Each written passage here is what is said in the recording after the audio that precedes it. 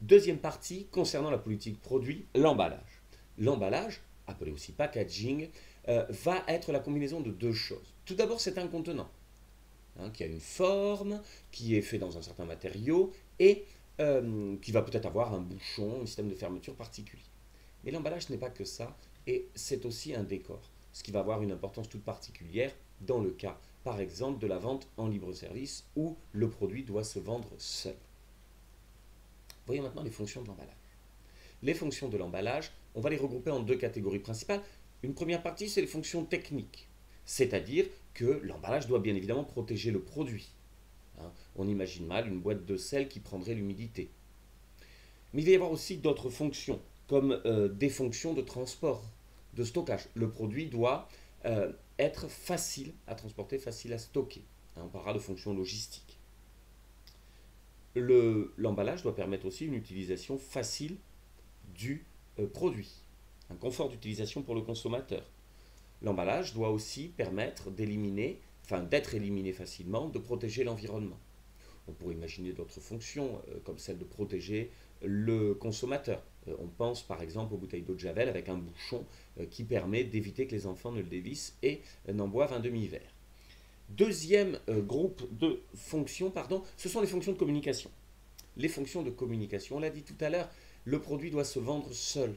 Donc, première chose, il doit être reconnu et identifié très rapidement par le consommateur. Il doit même l'alerter, c'est-à-dire que quand le client passe dans le rayon, le produit, dans l'idéal, l'emballage, dans l'idéal, doit attirer l'œil du client. Il va aussi, l'emballage, exprimer le positionnement du produit. Lorsque je vais choisir l'image que je veux que mon produit ait, c'est le positionnement, je vais prévoir un emballage qui est cohérent avec cela. Si je veux renvoyer une image de terroir, je ne vais probablement pas prendre une étiquette jaune fluo pour ma bouteille. Enfin, voilà, l'emballage doit aussi permettre d'informer le consommateur. C'est-à-dire qu'on va pouvoir dessus proposer par exemple des accords mets et vins. On va pouvoir aussi dessus dire si, et c'est le rôle souvent de la contre-étiquette, si l'emballage, si le vin est sucré, si il est au contraire vif, acide. Toutes ces fonctions-là doivent être remplies par un emballage. Voyons maintenant les niveaux d'emballage. Ils sont au nombre de 3. Le premier de ces niveaux, c'est l'emballage primaire. L'emballage primaire, c'est quoi? C'est le contenant de chaque unité de consommation du produit. Donc il est en contact direct avec le produit. Par exemple, la bouteille de vin, c'est un emballage primaire. Mais le sachet de purée à l'intérieur de la boîte, le sachet, c'est l'emballage primaire. La canette de bière, c'est un emballage primaire. Les emballages secondaires maintenant. C'est un emballage qui contient un produit déjà conditionné. Il peut être un emballage unitaire. Par exemple, j'ai ma bouteille de whisky, emballage primaire, qui est à l'intérieur d'un carton, emballage secondaire.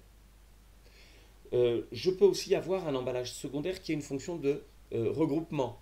Le pick-up en carton dans lequel j'ai mes 12 pots de yaourt aux fruits.